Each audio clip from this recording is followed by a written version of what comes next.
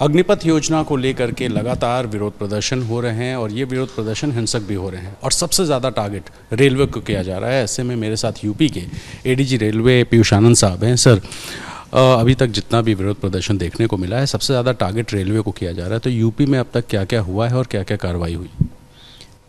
देखिए, ये एक इंसिडेंट कल हुआ था बलिया में, जो आप सब लोगों की जानकारी में आया होगा। इसमें कुछ उपद्रवी तत्वों ने वहाँ बलिया रेलवे स्टेशन पे खड़ी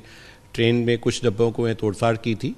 और एक जो उनकी वॉशिंग पिट में एक जो कोच खड़ी हुई थी उस कोच में आग लगाई थी। तो उन दोनों घटनाओं के चलते वहाँ पे संबंधित पुलिस स्टेशंस में उनमें क्रिमिनल केस रजिस्टर कर दिए गए हैं, उसमें इन्वेस्टिगेशन चालू है। जहाँ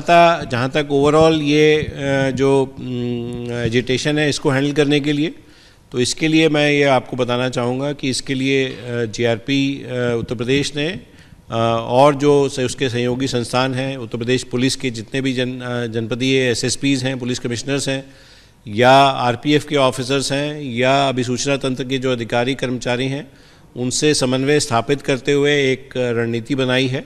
ताकि ज़्यादा से ज़्यादा फोर्स हम लोग अपना डिप्लॉय कर सकें रेलवे स्टेशंस पे, इम्पॉर्टेंट सेंसिटिव पॉइंट्स पे, ताकि जो यात्री ट्रैवल कर रहा है रेलवे ट्रेन से उनकी सुरक्षा हो, उनका सफ़र सुरक्षित तरीके से पूरा हो सके। और दूसरा, जो रेलवे की संपत्ति है, जो पूरे राष्ट्र की संपत्ति है, हमारी आपकी संपत्ति है, वो सुरक्षित हो सके। सर, कार्रवाई हम लोगों ने कराई है। सबसे ज़्यादा एजिटेशन अब तक बिहार में देखने को मिला और यूपी से सटा हुआ है। ऐसे में क्या बिहार पुलिस से या बिहार रेलवे से भी कांटेक्ट करके आप लोग कोऑर्डिनेशन करने का काम कर रहे हैं? मैंने आपको बताया ऑलरेडी कि हमारा आरपीएफ से बड़ा क्लोज कोऑर्डिनेशन चल रहा है, सूचनाओं का आदान प्रदान हो रहा है, अभिसूचना तंत्र से सूचना आदान प्रदान हो रहा है।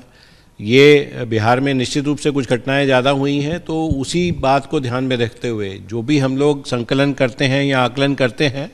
जो अवेलेबल सूचना रहती है उसको ध्यान में रखते हुए ही हम आकलन करते हैं कि भाई अगर मान लीजिए बिहार में घटनाएं परसों ज़्यादा हुई हैं तो हमें ये अपने आप क्लियर हो जाता है। प्लस अगेन जो अभिसूचना के इनपुट्स आते हैं या और माध्यम से सूचना मिलती है कि हमारे कौन कौन से एरिया ज़्यादा सेंसिटिव रहेंगे आज के लिए, कल के लिए और आगे आने वाले दिनों में। तो जो हमारा डिप्लॉयमेंट है उसी हिसाब से हम लोग प्लान करते हैं और ये डायनेमिक रूप से बदलता है। ऐसा नहीं कि जो आज का डिप्लॉयमेंट है वो आगे कल के लिए। आज फिर हम लोग हर रोज़ शाम को असेस करते हैं कि कल कहाँ पे ज़्यादा चीज़ें हैं, संभावनाएं हैं, और उस हिसाब से डिप्लॉयमेंट को थोड़ा बहुत हम लोग चेंज करते हैं। एक आखिरी सवाल ये सर, कल कुछ व्हाट्सएप चैट्स आए थे जिसमें ये बॉयकॉट करके ग्रुप बना हुआ है जिसमें लोग तमाम बात कर रहे हैं कि यहाँ प्रोटेस्ट करें, तो रेलवे के में भी कुछ साजिश आपको नज़र आ रही है कि कंस्पायर करके रेलवे की संपत्तियों को डैमेज करने का काम हो रहा है? देखिए, जो व्हाट्सएप ग्रुप या चैट आप बता रहे हैं वो मेरी जानकारी में नहीं है, तो आप जब मुझे शेयर करेंगे तो उसको हम लोग दिखवा लेंगे।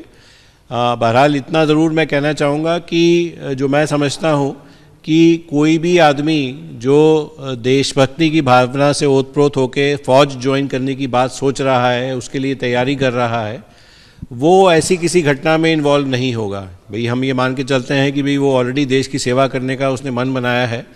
तो निश्चित रूप से उसको कोई आदमी या ऐसे जो आदमी थोड़े यंग होते हैं या कम उम्र के होते हैं, उनको कोई आदमी गलत सूचनाएं फीड कर रहा है।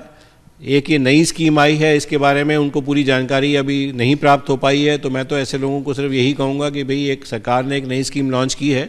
बहुत उसकी अच्छी चीज़ें हैं। कई चीज़ें इसमें सरकार ने इन भावनाओं को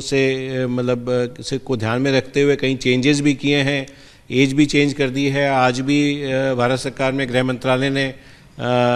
अग्निवीरों के लिए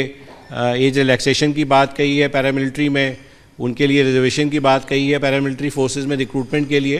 तो मैं तो इन बच्चों को यही कहना चाहूँगा कि ये सरकार की एक अच्छी स्कीम जो है उसकी बात को समझें और एक मौका दें कि भाई ये सरकार एक नया चेंज लाना चाह रही है, तो वो सभी के हित में है।